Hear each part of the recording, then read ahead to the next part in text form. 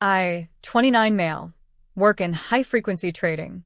My whole life is basically built on data, timing, and risk management.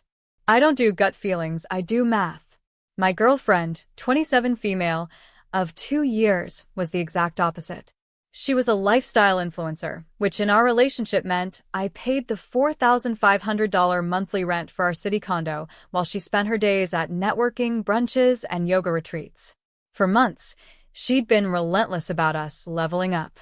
She kept tagging me in Zillow listings for these massive $800,000 suburban houses. Every time I told her my money was tied up in my firm's partnership buy-in, she'd go on a rant about how I was stingy and refused to invest in our future. Things peaked when I got back from a 10-day business trip to Singapore.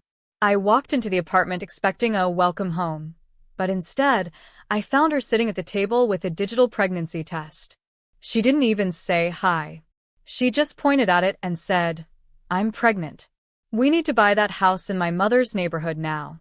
My mom already talked to the realtor." I looked at the test, then I looked at the calendar. I'm a numbers guy, so the internal clock started ticking immediately.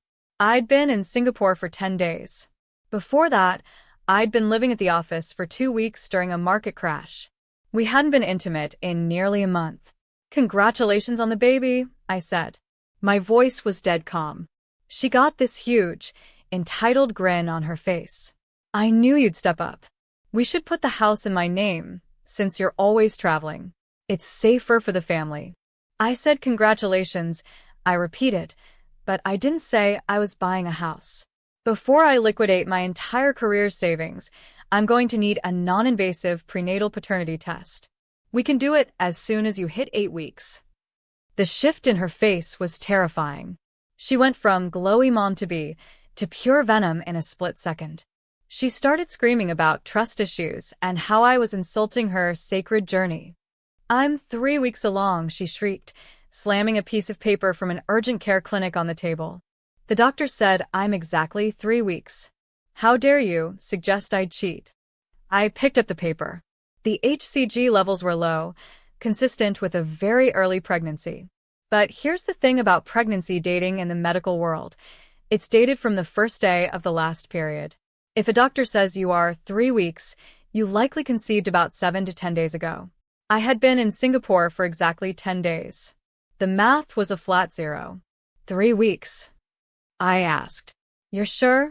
"Yes." "Don't you dare try to math your way out of being a father." I didn't argue. I just left and went to a hotel. But before I did, I called a buddy of mine who does digital forensics. I had a feeling this wasn't just a mistake. It was a setup. The next morning, her mother, 54 female, started blowing up my phone. She sent me these long, entitled texts about how I was financially abusing her daughter by withholding a home from my heir. She even threatened to sue me for emotional distress if I didn't sign a mortgage application by Friday. While she was busy texting threats, my investigator friend hit pay dirt. He found my girlfriend's close friend's story on Instagram. In it, she was in a car with her mother 2 days after I got back. In the video, the mother literally said, "Just tell him about the baby. Once he thinks there's a kid, his provider instinct will kick in. He's got the cash, honey." A baby is the ultimate leverage. If it turns out to be the photographer's kid later, we'll just say the dates were confused.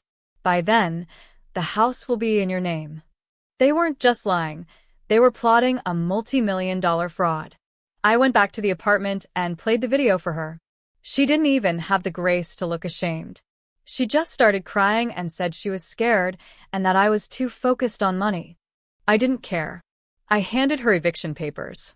Since I was the only one on the lease and she'd never paid a dime of rent, I'd already talked to the landlord. I actually terminated my own lease and paid the penalty just to get her out. "You can't do this." "I'm pregnant," she yelled. "You can stay," I told her, "but the landlord is changing the locks at noon because I surrendered the unit. You can explain your leverage to the new corporate tenants." The fallout was insane. Her mother tried to get her brother, a big-time lawyer, to sue me. I met with him privately and played the video of his sister and niece conspiring to commit paternity and real estate fraud. The guy was horrified. He didn't just drop the case. He cut them both off financially to save his own reputation.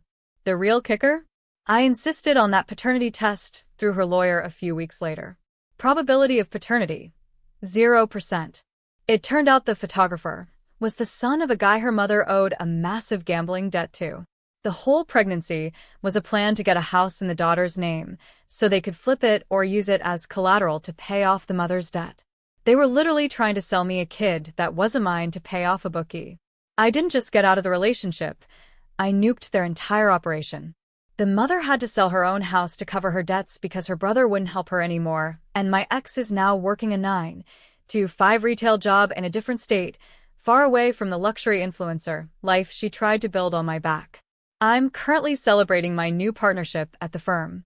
I lost a bit of money on the lease and the investigator, but compared to an $800,000 mortgage and 18 years of fraudulent child support, I'd say my ROI is looking pretty good. Moral of the story: always check the data. Entitled people hate it when you use logic against their emotions. If you want to see more stories of me auditing toxic people out of existence, hit that subscribe button. I promise my next story has even better leverage.